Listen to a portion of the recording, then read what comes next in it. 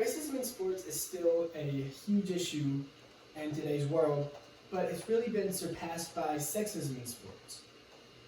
But we shouldn't just blow racism off to the side because it's a huge issue. I mean, think about it. I'm sure that you've watched games or you've played in games and you've probably come across some racist incidents. I know that I have. And we just slide it to the side because it's become normal for us now. Okay, a couple facts. Racist incidents from 2018 to 2019 have decreased 52 to 25 in the United States. And that's great. Internationally, though, it's not so great. From 2018 to 2019, incidents have only gone down 137 to 131. 81 of these incidents were soccer related, and 89 of these soccer related incidents took place in Europe, which is the powerhouse of soccer. And that makes sense because soccer is the most popular sport worldwide. And obviously, most racism is directed towards African Americans, Muslims, or foreign-born players. An example is Chelsea versus Tottenham.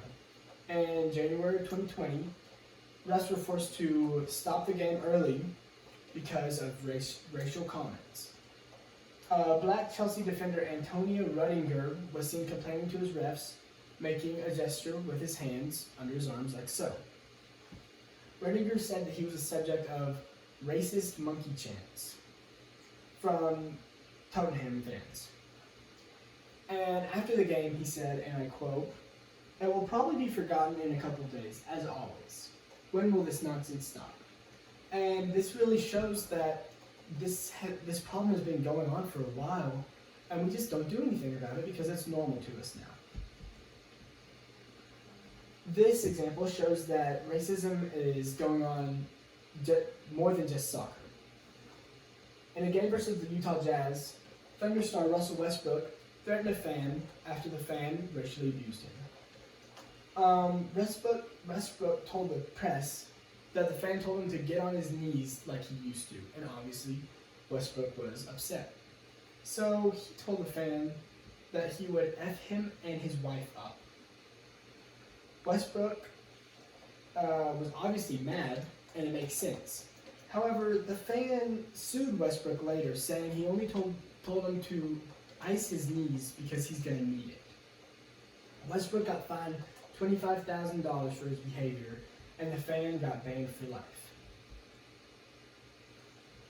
This example shows that even though racism in sports is a huge deal, it goes beyond that, and it really gets personal. In 2016, a Giants player came home with his family to find his house broken into and vandalized. The house was spray painted with all sorts of racist graffiti, spanning from KKK to 3 swastikas to the word Trump, spray painted stretched from the bottom of the staircase to the top.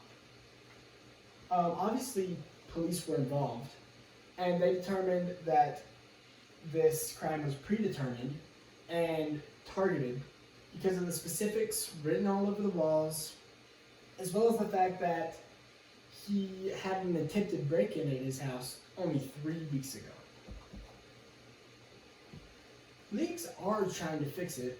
They're not doing that great of a job, but it's hard to fix something like this. Any racial comments almost always end in a lifetime ban from the arena, which obviously makes sense, and that should what happened. Police investigations normally follow any punishment from the league. There's increased security all around the arenas worldwide, so it's harder to just sneak these things in. But other than that, there's really nothing to do because people are just going to say what they're going to say. And the only way to really fix it is to show people that this is a big issue. Thank you.